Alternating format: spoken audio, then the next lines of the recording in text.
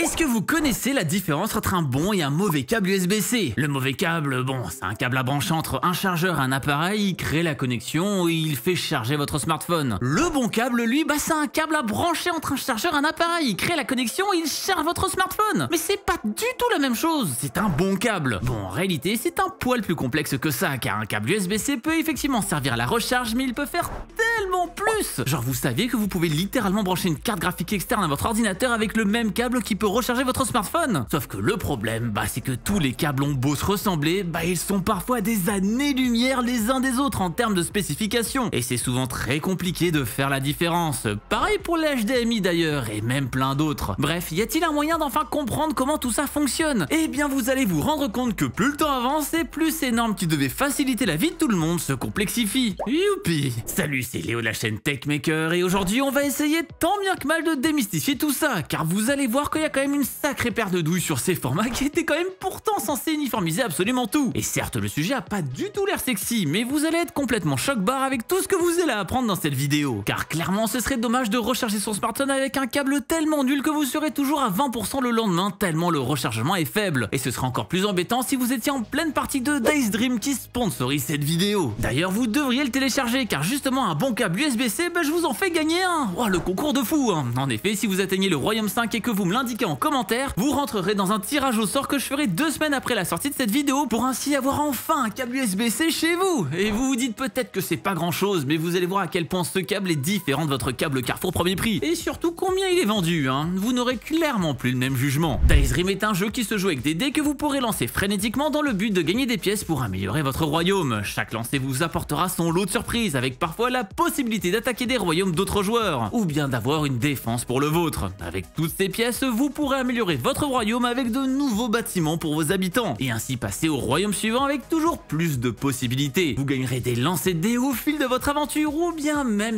en regardant des publicités pour pouvoir progresser gratuitement dans le jeu. Testez Days Dream gratuitement et construisez votre royaume. Aussi, si vous téléchargez le jeu via le lien en description ou via le QR code qui est actuellement sur l'écran, vous recevrez un cadeau d'une valeur de 5 $ au royaume 3 et un cadeau spécial d'une valeur de 10 $ au royaume 15. Alors téléchargez dès maintenant le jeu et rejoignez l'événement Eva's Mission, et franchement ce serait dommage de pas gagner ce magnifique câble. Regardez comment il s'enroule vachement bien, waouh. Bon, s'il y avait que cette capacité à se tordre dans tous les sens qui était important, ce serait bien, mais malheureusement c'est pas du tout le cas. Finalement la vraie question c'est, est-ce que ça vaut vraiment le coup de payer ces câbles plus chers? Et on va commencer avec les câbles HDMI. Au diable l'USB-C pour le moment. Il faut savoir que contrairement à ce qu'on pourrait penser, ces câbles ne sont pas faits pour transmettre uniquement de la vidéo. Mais certaines des choses prises en charge aujourd'hui n'étaient pas prévues à la conception de l'interface en 2002. Ouais, c'est pas tout jeune, hein. C'est suite à des révisions que ces fonctions ont été ajoutées. Parmi toutes ces fonctionnalités, on retrouve par exemple la possibilité de faire passer du réseau avec le HEC pour HDMI Ethernet Channel, la possibilité de faire passer du son tout seul avec le ARC pour Audio Return Channel, par exemple pour que votre télé qui affiche l'image de votre PS5 renvoie le son vers votre barre de son HDMI, et sa variante le e-ARC qui permet des bitrates toujours plus fous. Et ces révisions, dans certains cas, elles nécessitent des câbles un peu différents. Le plus flagrant, c'est pour ce qui concerne la bande passante. Je ne vous apprends rien si je vous dis qu'en 2002, la 4K c'était pas vraiment une préoccupation majeure, hein. Genre un écran en 2002, c'était ça. Et avoir de l'HDMI sur son écran, c'était pas forcément aussi commun que ça l'est aujourd'hui. C'est pour ça que si vous retrouvez dans vos vieux cartons un très vieux câble HDMI, il y a de très bonnes chances pour qu'il ne soit tout simplement pas capable de faire passer le flux vidéo entre vos différents appareils récents. Afin de permettre la transmission d'un flux vidéo de meilleure qualité, il faut donc transmettre plus d'informations, et c'est ce qu'on appelle la bande passante. Et ça se compte en bits par seconde. Histoire de vous donner une idée, la dernière norme HDMI 2.1, qui date tout de même d'il y a plus de 5 ans, donc c'est pas si récent que ça, offre une bande passante de 48 gigabits seconde, soit près de 10 fois de ce que pouvaient faire les premiers câbles HDMI à 0.0. Un Blu-ray simple couche, pour info, ça contient 25 gigaoctets, soit en gros 200 gigabits. Mais est-ce qu'on a vraiment besoin d'une interface capable de faire passer l'intégralité des données contenues dans un Blu-ray en seulement 4 secondes? Est-ce que c'est peut-être pas un peu overkill tout ça? En fait non, car les données qui se trouvent sur ce fameux Blu-ray, elles sont compressées. Ce n'est pas un flux vidéo directement exploitable. Il va déjà falloir compresser les données, et là clairement ça ne va pas être la même, hein. Imaginez un peu, une image 4K c'est 3840 par 2160 pixels. Chacun de ces pixels est caractérisé par 3 couleurs. De manière générale, ces couleurs sont codées sur 8 bits chacune, soit 256 valeurs possibles pour chacune des 3 couleurs, soit un total de plus de 16 millions de couleurs différentes possibles pour chaque pixel. Ouais, c'est beaucoup. Ça veut dire qu'une image 4K sans compression, ça pèse 3840 x 2160 multiplié par 3 fois 8 bits par couleur, soit un total d'en gros 200 mégabits. Et donc ça pour une frame, hein. Multipliez ça par 60 images par seconde pour un truc en 60 fps et ça vous donne en gros 12 gigabits par seconde. Et ça c'est sans parler de l'HDR, sans parler de l'audio, sans parler non plus du fait que les données ne sont pas transmises telles quelles, etc.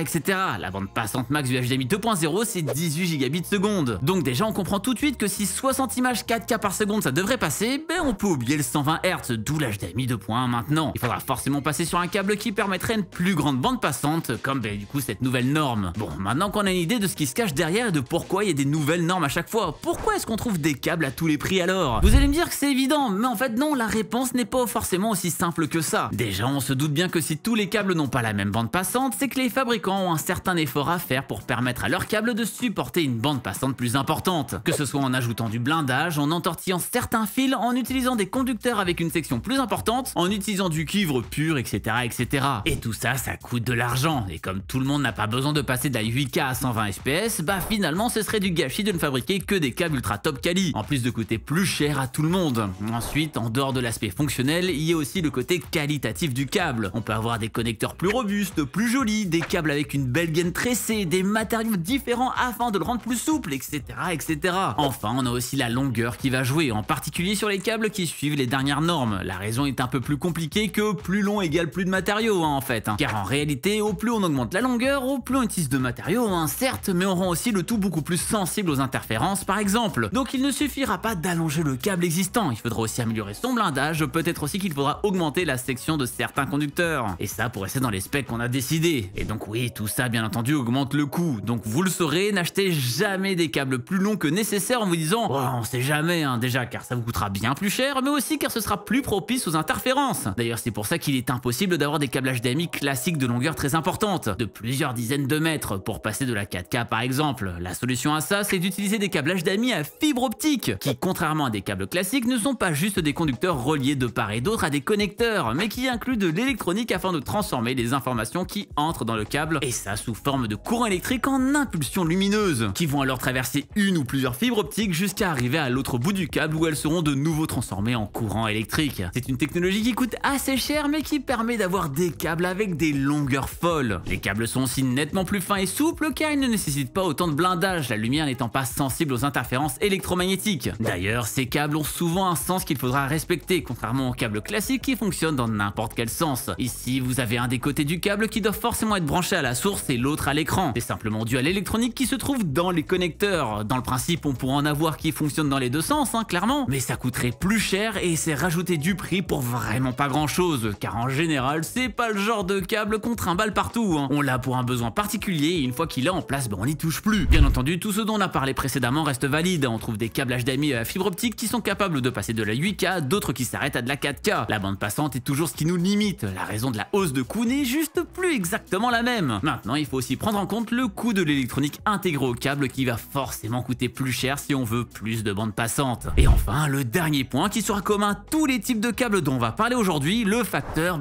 tripotage de nouilles. On va vous vendre des câbles HDMI comme étant Hi-Fi, plaqué or, moins sensibles aux interférences, premium qui soigne le cancer. Mais il faut savoir un truc, le HDMI c'est une interface numérique qui n'est pas faite pour fonctionner à moitié. Si ça fonctionne, ça fonctionne. Si ça fonctionne pas, ça fonctionne pas. Il n'y a absolument pas d'entre-deux. Alors si vous avez branché votre PS5 à votre télé avec un câble à 10 € et que ça fonctionne sans drop à la définition au framerate que vous voulez, vous pouvez dépenser autant d'argent dans un autre câble plaqué diamant ou je sais pas quoi, la vidéo ne sera jamais de meilleure qualité. Le son non plus, et vous n'aurez pas non plus une meilleure latence. C'est juste pas comme ça que ça fonctionne. C'est l'avantage du numérique, si les données sont bien décodées à l'arrivée, alors peu importe les interférences que le signal a pu subir en route, la qualité n'est pas impactée. Ce qui n'est pas le cas des câbles qui transportent des signaux analogiques, dont on va parler rapidement. Ce sont par exemple les câbles audio, avec une prise jack ou une prise RCA. Cette fois-ci, comme le signal n'est pas numérique, toute interférence se traduira par une dégradation de l'audio. Il va donc être important d'avoir un blindage adéquat, afin d'éviter par exemple ce fameux buzz qu'on peut entendre à 50 Hz, causé par le courant qui circule dans les fils électriques qui nous entourent, cachés dans nos murs. 50 Hz étant la fréquence du courant alternatif qui alimente nos prises de courant ici en France, et en réalité à peu près partout dans le monde, sauf aux US et dans une partie de l'Amérique du Sud où ils sont en 60. Il existe aussi une façon simple de transmettre des signaux analogiques en réduisant énormément leur sensibilité aux interférences, avec ce qu'on appelle une transmission symétrique. Mais ça n'est pas vraiment utilisé par le grand public, donc on n'en parlera pas trop en détail ici. Donc pour nous ici, les moyens pour réduire les interférences sont limités. On peut, comme tout à l'heure, on peut limiter au maximum les longueurs de câbles inutiles. On peut aussi éviter de les faire passer trop près d'autres câbles ou circuits électriques. dynamique, on peut même améliorer leur blindage, on peut aussi amplifier les signaux avant de les faire passer dans le câble afin d'améliorer le rapport signal-bruit. Mais oui, c'est vachement plus sensible. Et bon,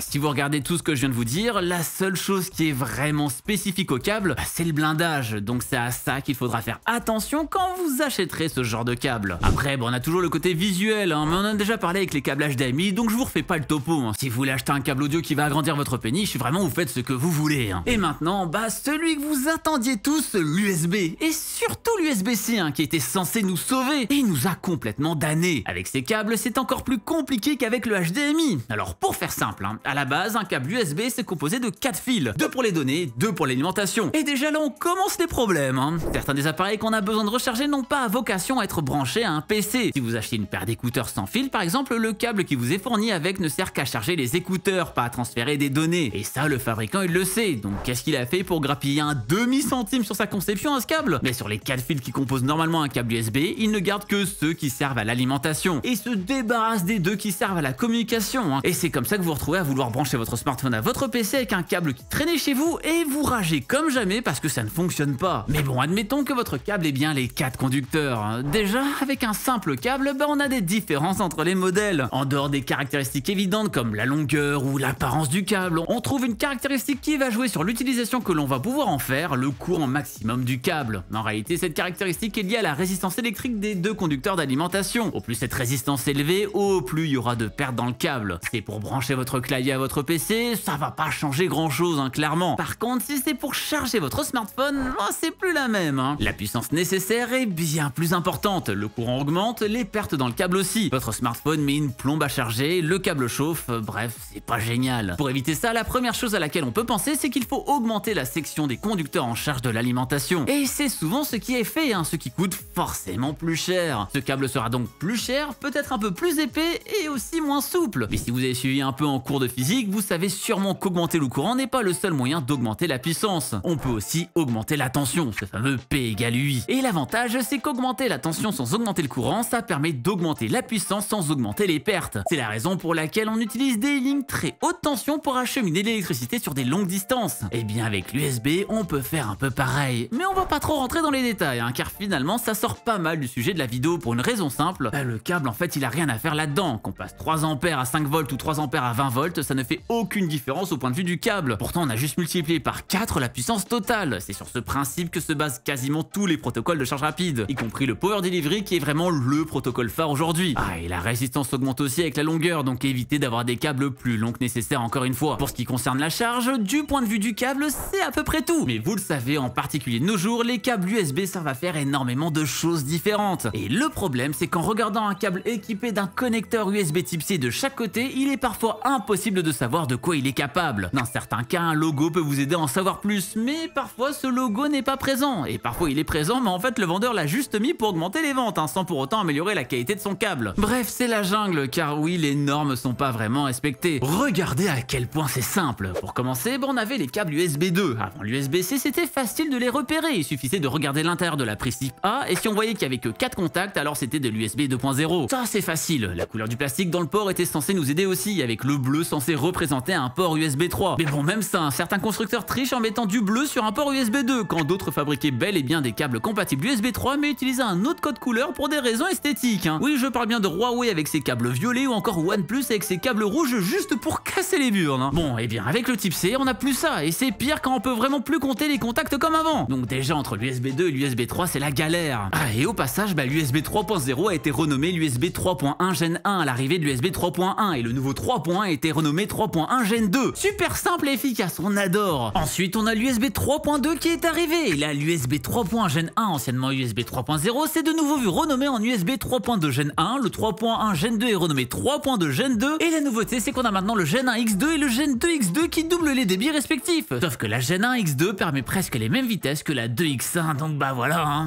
Et au cas où, l'USB 3.2 Gen 1 s'appelle aussi Super Speed USB et les 3 autres Super Speed Plus USB. Oui, fallait y penser. Donc oui, normalement, on ne devrait plus du tout dire USB 3 ou 3.0 car ça n'existe plus. Mais enfin, ça, on le fait quand même parce que sinon, ce serait trop galère. En général, on dit USB 3 pour parler d'USB 3.2 Gen 1, d'USB 3.1 pour la Gen 2 et de 3.2 pour la Gen 2X2. Ensuite, on peut aussi avoir un câble Thunderbolt 3 qui n'a rien à voir avec l'USB 3, mais attention, il en existe 2 sortes, désignées par le même logo. Le Thunderbolt passif et le Thunderbolt Thunderbolt actif. Et maintenant on a aussi l'USB 4 qui est en fait basé sur le Thunderbolt 3. Et on a aussi le Thunderbolt 4. Tout ça avec le même connecteur. Donc au total on a 7 familles de câbles USB type C. Et bien sûr ce dont on a parlé tout à l'heure concernant la résistance du câble reste valable donc dans chacune de ces familles. Donc il y a tout le délire de résistance élevée, d'autres avec une résistance plus faible, ou même capable donc de faire circuler des courants plus importants. Bref, autant sur l'HDMI l'audio c'est vraiment pas ouf, mais alors sur de l'USB type C c'est devenu un enfer. Et donc en quoi tout ça influe sur le prix? Eh bien déjà selon le type de câble on n'a pas forcément le même nombre de conducteurs. Un câble avec plus de conducteurs sera forcément plus cher et aussi souvent plus rigide. C'est pour ça que la plupart des câbles de téléphone sont de simples câbles USB 2, car avec seulement 4 conducteurs on peut garder un câble très souple, plus pratique dans la vie de tous les jours. Ensuite, pour les mêmes raisons que pour les câbles HDMI, les normes qui offrent le plus de bandes passantes sont aussi celles qui nécessitent les meilleurs blindages. On peut aussi parler des dépenses liées aux certifications des câbles qui sont nécessaires afin qu'un constructeur puisse dire officiellement que son câble est compatible Thunderbolt 3 par exemple. Et on se retrouve forcément avec des prix nettement plus élevés que pour un simple câble USB 2.0. Le problème c'est que certains en profitent pour vendre des câbles bas de gamme à des prix bien trop élevés, en mentant sur les spécifications. Ce que je vous conseille pour éviter de vous faire arnaquer un maximum, c'est soit de commander sur un site où vous pourrez facilement renvoyer le produit s'il s'avère que c'est une daube, soit d'acheter un produit d'une marque réputée qui aurait tout à perdre à vendre de mauvais produits, soit sinon de lire attentivement les avis, en particulier les avis un peu pertinents, car on les connaît les Jean-Michel qui laissent 5 étoiles avant même d'avoir ouvert l'enveloppe. Il existe aussi des testeurs de câbles de ce style, mais ça reste malheureusement assez limité. Tout ce que ça va faire c'est tester la continuité sur les différents conducteurs. Vous saurez si votre câble est en USB 2, 3 points ou 3.2, mais c'est à peu près tout. Autant faire un test en copiant un gros fichier pour voir la vitesse max, ça ira aussi bien. Mais oui, il est clair qu'avec cette simplification de tous les câbles, il y a eu des ratés de fous, et certains se sont fait avoir en se disant qu'ils pouvaient acheter un câble sur AliExpress, et se disent aujourd'hui qu'il faut absolument acheter l'officiel sur le site du vendeur qui coûtera un bras. Mais en réalité, c'est juste car ça n'a pas été le bon qui a été acheté sur AliExpress, car il y a des trucs aussi vachement bien. C'est juste qu'il faut faire gaffe à ce qu'on achète, et ça même sur Amazon d'ailleurs. Mais du coup, pourquoi est-ce qu'on a autant de câbles USB-C différents? Bon, déjà on a le côté le plus évident, la vitesse. Je pense que je vous apprends rien si je vous dis que l'USB 3, ça va plus vite que l'USB 2. Et bon l'USB 3.2 va aussi plus vite que l'USB 3. J'espère que vous êtes heureux de le savoir. Sinon ce qu'on peut faire avec ces câbles, il y a plein de différentes choses. Je vous parlais tout à l'heure du Power Delivery, cette technologie qui permet à une alimentation de moduler sa tension en fonction du périphérique alimenté. Le périphérique peut par exemple demander à l'alimentation de lui envoyer 20 volts alors que la tension classique sur de l'USB est de seulement 5 volts. Depuis 2021, on peut même monter jusqu'à 48 volts à 5 watts, soit une puissance max de 240 watts, ce qui est complètement énorme. On a aussi la possibilité d'utiliser un câble USB-C pour faire passer un signal DisplayPort, un signal vidéo donc. Petit bonus, on peut faire ça en même temps que l'alimentation. Donc en principe, ce serait possible d'avoir un écran qui est branché uniquement avec un câble à votre PC, sans avoir à le brancher à une alimentation séparée. Ensuite, on peut aussi parler du Virtual Link. Vous savez que la VR, c'est un peu mon dada. Et bien le Virtual Link a été pensé pour ça. Dans un câble, on va faire passer plusieurs flux vidéo qui seront destinés aux écrans situés dans le casque. De l'USB 3.1 Gen 1 pour gérer les différents capteurs et autres joyeusetés, et enfin une alimentation pour le casque en lui-même. Grâce à ça, on peut avoir un seul fil qui gère tout. Et enfin, dernière techno et pas des moindres, je l'ai évoqué tout à l'heure, le Thunderbolt. Parmi les choses que permet cette technologie, on a la possibilité de relier n'importe quel périphérique à un bus PCI Express. Vous voulez un exemple? Je sais pas, par exemple, pourquoi pas une carte graphique? Et oui, c'est possible. D'ailleurs, il y a tout un tas de marques qui ont proposé ce genre de choses. Un PC portable allégé pour une utilisation nomade optimale qu'on va pouvoir relier à un monstre plus lourd que le PC lui-même une fois rentré chez soi afin de démonter du noob sur Fortnite. Et ça, clairement, j'ai très hâte que ça se démocratise, parce que ça voudrait dire que par exemple, un Steam Deck pourrait avoir la vraie puissance d'un vrai PC chez soi. Et ce serait trop cool. D'ailleurs, certains ont déjà modifié leur console pour pouvoir faire ça. Mais pour le moment, c'est pas prévu de base malheureusement. Et donc moi, le câble que je vous ai présenté,